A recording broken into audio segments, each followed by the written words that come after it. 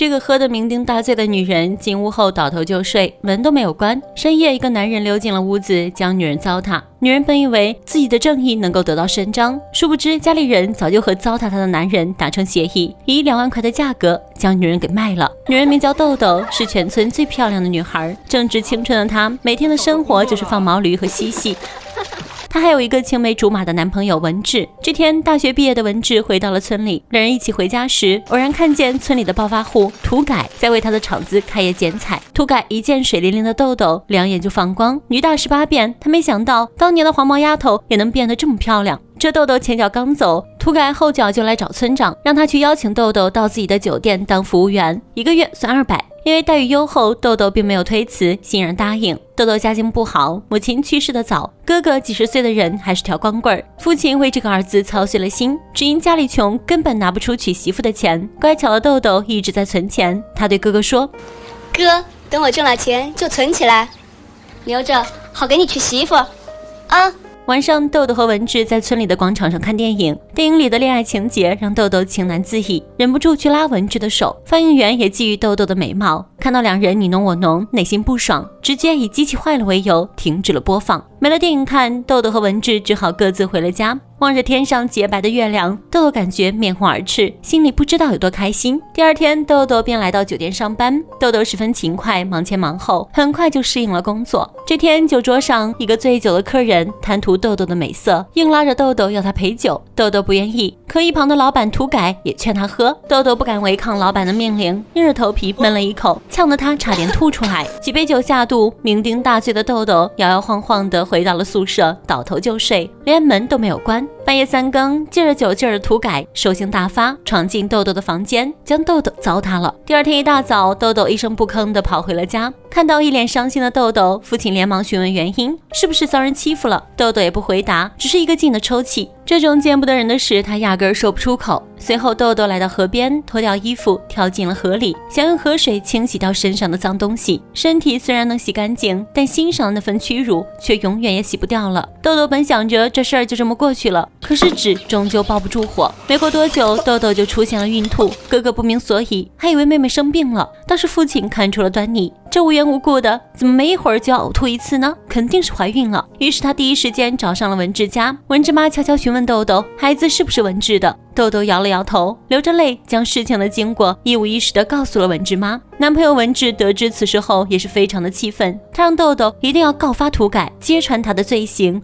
让他坐1辈子牢。一时间，整个村子人尽皆知，消息很快传到村长的耳朵里。村长义愤填膺，保证一定会给豆豆一个交代。第二天，村长召开村民代表大会，共同商量这件事情。村民们纷纷为豆豆抱不平，表示一定要严惩土改。可没过一会儿，村长突然换了一副嘴脸，说这土改的工厂养活了村里100多号人，如果豆豆家状告土改，土改因此而坐牢，他的工厂肯定会倒闭，到时候村里人就会丢掉饭碗，我这村长的面子也不好看啊。一听这话，这些村民代表为了自己的利益，纷纷提出了私了此事。当然，村长为了顾全大局，也支持这么做。不过村长又说了，那家伙有钱，咱也不能便宜了他。于是村长提出了约法3章。第一，让土改带豆豆去医院把孩子给打掉。第二，让土改同意豆豆兄妹俩到他的厂里上班，工资待遇必须好一点。第三，让土改赔偿豆豆的精神损失费2万块。在那个年代，2万块可算是一笔巨款。父亲和哥哥一听到2万块，眼睛都直了，也同意私了这件事。对于这些条件，土改爽快答应，直接掏出2万块钱扔到桌子上。看到钱后，父亲高兴地在同意书上按了手印。有了这些钱，儿子的媳妇就有着落了。在他眼里，女儿的清白和未来都抵不过一张白纸。更过分的是，父亲竟然对这个伤害自己女儿的凶手说了句：“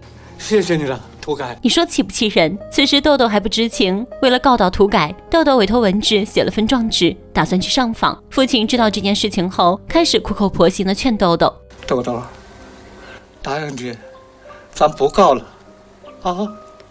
为啥？一个女孩子，这种事张扬出去，往后你还咋嫁人呢？又不是我的错，咋就不能嫁人呢？听爹的，咱不告了，啊？我不，我就要告。豆豆，爹跟你说实话吧，现在你想告也不能告了，爹已经给人家写了文书，签章画押了，打人家不告了。豆豆听完后不敢相信这是真的，靠在门上流起了眼泪，万念俱灰地说了句：爹，你把我卖了。另一边，文治为了豆豆的事和村长父亲吵了起来。村长认为土改为村里捐了不少钱，做了不少好事，不能因为这次事件就一棒子打死。文治气愤不已，他表示土改也就有2个臭钱，等到自己以后赚钱了，全都还给他。听到儿子荒唐的话语，村长气得给了他个耳光。与此同时，村里的放映员眼红豆豆家发财，也数落了豆豆哥几句。豆豆哥却十分得意，因为他马上就要去厂里上班了，不用再给放映员家放羊了。放映员气不过，看到这副嚣张的模样，抡起巴掌就要开打。豆豆哥逃离了放映员的家，回去后，哥哥哭着请求豆豆不要再去告土改了，他想拿到那2万块钱，他再也不想替别人放羊了。哥哥话语里透露着卑微，豆豆内心伤心无比。家里人从头到尾都没有考虑过他的感受，可他心里的冤屈又有谁能声张呢？哥哥自私自利，甚至将豆豆的状纸偷藏了起来。豆豆转头寻求父亲的帮助，父亲虽把状纸还给了他，但也只是长叹了一声。在他眼里，儿子的婚事可比女儿重要得多。没过多久，土改的车到了，要带豆豆去医院堕胎。豆豆死活不肯去，哥哥为了2万块钱，可由不得他不去，强行抱起豆豆，硬塞进了车里。可到了医院，豆豆以上厕所为借口偷偷跑了。他跑到了警局里报案。警察看完豆豆的状纸后，询问豆豆有没有证据。豆豆摸了摸腹中的孩子，告诉警察哥哥，这就是证据，他一直都在。警察哥哥也是气不打一处来，恨不得现在就把土改给淹了。趁着夜色，豆豆回到了村里，不过他不敢回家，生怕家里人再将他送到医院。心惊胆战的他只好躲到文治的家里。第二天，派出所所长就带人来到了村子，要对土改进行调查，所以让豆豆爸交代一下情况。豆豆爸却谎称自己什么都不知道，就连村民们都同流合污地说道没有这回事。所以没有办法，只能让手下将豆豆找过来当面对质。一听这话，哥哥赶紧离开现场，他要阻止妹妹回家。找到豆豆后，哥哥不顾妹妹的反抗，强行将她往山上拽。此时天降大雨，所长站在雨中，浑身都被浇透，可他依旧恪尽职守，苦口婆心地劝导豆豆爸，他这次来是为了保护你们，不受坏人欺负。被金钱蒙蔽双眼的豆豆爸依旧不听劝，声称这里没有人欺负自己，土改也不是坏人，他是个好人。话都说到这份上了，所长也没有办法。豆豆爸的愚昧和无知让所长失望地离开了。大雨滂沱中，文治找到了豆豆和豆豆哥，愤怒的文治殴打了豆豆哥，豆豆上前阻止，却不小心滚下了山坡。随着鲜血的流出，豆豆昏死过去。村长一不做二不休，直接叫来了医生，在家里给豆豆做了流产手术。醒来后的豆豆不仅失去了自己的孩子，就连告土改的证据也没了，他哭到泪干。哥哥却高兴得不得了，因为他马上就要娶媳妇了。媳妇是个离异妇女，还带了个拖油瓶。不过哥哥并不介意，像他这种条件，只要有女人愿意嫁，他都要。看到女儿变成这副模样，豆豆爸终于心生了怜悯。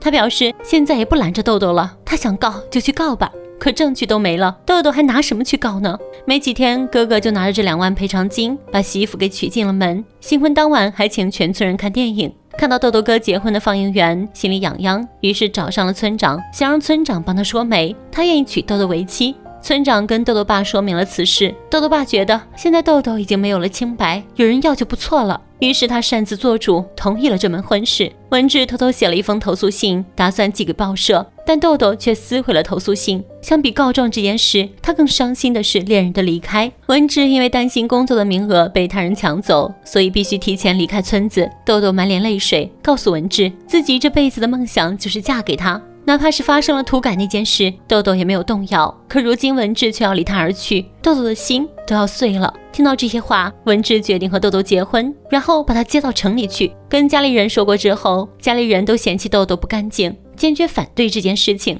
父亲还告诉文治，再过不久，豆豆就要嫁给村里的放映员了。文治听完后伤心不已。第二天一早，文治便不辞而别，离开了村子。文治的离开也让豆豆彻底死了心。结婚那天，他穿红戴绿，被折腾得漂漂亮亮的，可他内心却一点也开心不起来。从始至终，他就像棋子一样被家里人摆布，没有丝毫的尊严和自由。豆豆哭着盖上红盖头，嫁给了大他10多岁的放映员。新婚当晚，放映员还给他端水洗脚。本以为自己会获得一些关心和照顾，没想到第二天，放映员就骑着单车去找豆豆的父亲。原来他看中的还是豆豆家的那2万块钱，如今自己娶了豆豆，那赔偿的2万块自然就是自己的。得知情况的豆豆如同晴天霹雳，他没想到自己命运竟是如此的悲惨。望着窗外，豆豆的脸上写满了绝望。思考片刻后，悲伤透心的他脱下新嫁衣，神情忧郁地牵着他的小毛驴离开了村子。行至半路，他却看到了自己的初恋文治正朝着他奔来。